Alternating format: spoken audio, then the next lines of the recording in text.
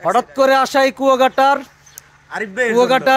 প্রিয় মুখ আমাদের আরিফ ভাই, কুয়াকাটা মাল্টিমিডিয়ার সাথে যিনি সংযুক্ত আছেন এবং আমাদের পটুয়াখালীর নাম উজ্জ্বল করছেন। ঠিক আছে, আমরা তার সাথে একটা সময় দিতেছি, সুন্দর একটা সময় স্পেন্ড করতেছি। তো আমরা আরিফ ভাইয়ের মুখ থেকে আমাদের জন্য একটা কিছু বলার জন্য অনুরোধ করতেছি।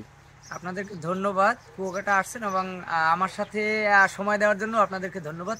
আসলে আমরা এত দূরে আজকে আপনাদের মতো দর্শকের জন্য, যারা আমাদেরকে অসীম ভালোবাসে এবং আমাদের কন্টেন্টগুলো দেখে এবং শেয়ার করে।